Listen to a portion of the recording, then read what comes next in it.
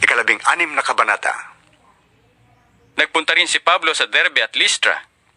May isang alagad doon na ang pangalan ay Timoteo, anak ng isang babaeng Hudyong mananampalataya at ng isang Griego. Mataas ang pagtingin ng mga kapatid sa Listra at sa Iconio kay Timoteo.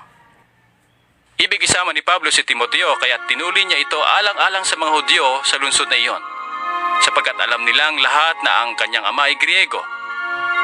Sa bawat lungsod na kanilang dalawin ay ipinapaalam nila sa mga kapatid ang pasya ng mga apostol at ng mga pinuno ng iglesia sa Jerusalem, at iniutos na sundin iyon.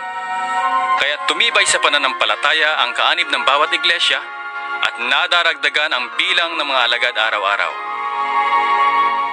Naglakbay sina Pablo sa lupain ng Phrygia at Galacia, sapagkat binawalan sila ng Espiritu Santo na mangaral sa lalawigan ng Asya. Pagdating sa hangganan ng Mysia, ibig nilang pumasok sa Bitinia, subalit hindi sila pinahintulutan ng Espiritu ni Jesus. Kaya dumaan sila ng Mysia at nagpunta sa Troas. Kinagabihan, nagkaroon si Pablo ng isang pangitain.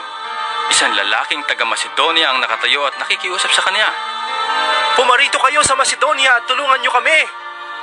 Pagkatapos ng pangitaing ito, gumayak agad kami sapagkat natiyak naming kami tinatawag ng Diyos upang ipangaral sa Macedonia ang magandang balita.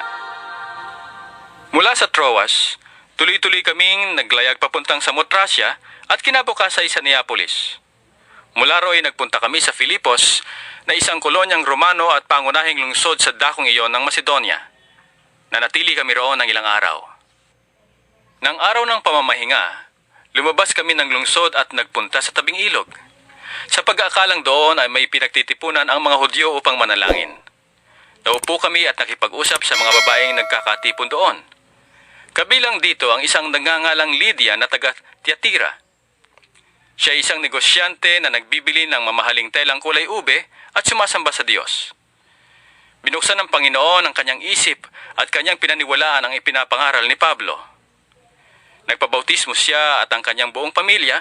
Pagkatapos, sinabi niya, Kung itinuturing po ninyo kung tunay na lingkod ng Panginoon, doon na kayo tumuloy sa amin.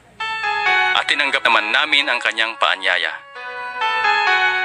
Isang araw, nang kami papunta sa Puok Dalanginan, nasa lubong namin ang isang batang babaeng alipin.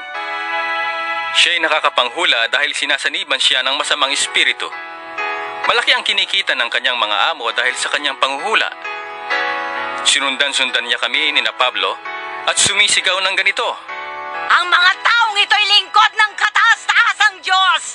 Ipinapahayag nila sa inyo kung paano kayo maliligtas. Marami ng araw na ginagawa niya iyon kaya't nainis na si Pablo. Hinarap niya ang bata at sinabi sa espiritu, Iniuutos ko sa iyo sa ngalan ni Jesucristo. Lumabas ka sa babaeng yan! At noon day lumabas ang espiritu. Nang makita ng mga amo ng bata na nawala na ang kanilang pinagkakakitaan, sinunggaban nila sina Pablo at Silas. Kinaladkad sa liwasang bayan at iniharap sa mga may kapangyarihan. Isinakdal sila sa mga pinuno ng lungsod at pinaratangan ng ganito. Nanggugulo po sa lungsod ang mga Hudyong ito. Nagtuturo sila ng mga kaugaliang labag sa kautusan nating mga Romano. Hindi natin maaaring sundin ang mga tinuturo nila. Sinunggaban sila ng mga tao, pinahubaran ng mga pinuno at pinahagupit. Pagkatapos hampasin ng paulit-ulit, sila ipinabilanggo at pinabantayang mabuti. Ipinasok sila ng bantay sa kaloob-looban ng bilangguan at inilagay ang kanilang mga paa sa pagitan ng dalawang mabibigat na kahoy. Na maghahating gabi na, sina Pablo at Silas ay nananalangin at umaawit ng mga himno at nakikinig naman ang ibang mga bilanggo. Walang ano-ano'y lumindol ng malakas at nayanig pati ang mga pundasyon ng bilangguan. Biglang nabuksan ang mga pinto at nakalag ang mga tanikala ng lahat ng bilanggo. Nagising ang bantay ng bilangguan at nang makita niyang bukas ang mga pinto, inakala niyang nakatakas ang mga bilanggo. Dahil dito'y binunot niya ang kanyang tabak at magpapakamatay na sana. Ngunit sumigaw si Pablo. Huwag mong saktan ang iyong sarili. Narito kaming lahat. Humingi ng ilaw ang bantay. Patakbong pumasok at nanginginig na nagpatira pa sa harapan ni na Pablo at Silas.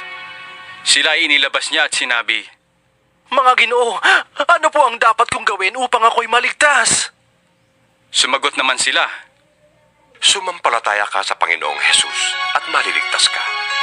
Ikaw at ang iyong sambahayan. at ang salita ng Panginoon ay ipinahayag nila sa kanya at sa lahat ng nasa kanyang bahay. Nang gabi ring iyon, hinugasan ng bantay ang kanilang mga sugat at siya'y nagpabautismo, pati ang buo niyang sambahayan. Pagkatapos, sila ay sinama niya sa kanyang tahanan at ipinaghanda ng pagkain.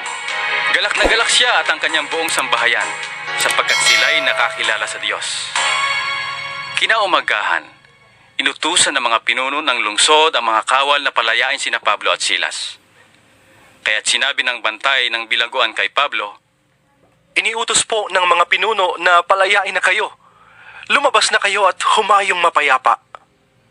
Subalit sinabi ni Pablo sa mga kawal, Ipinahawid nila kami ng hayagan at ipinabilanggo ng hindi malang nilitis, gayong kami mamamayang Romano. At ngayon palihim nila kaming palalayain. Hindi maaari. Sila ang pumarito at magpalaya sa amin. Ipinaalam ng mga kawal sa mga pinuno ng lungsod ang sinabi ni Pablo. At natakot ang mga iyon nang malamang sina Pablo at Silas pala ay mamamayang Romano.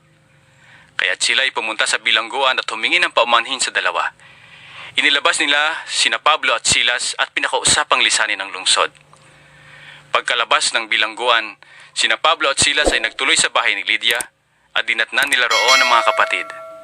Bago umalis ang dalawa, tinagubilinan nila ang mga kapatid na magpakatatag sa pananampalataya.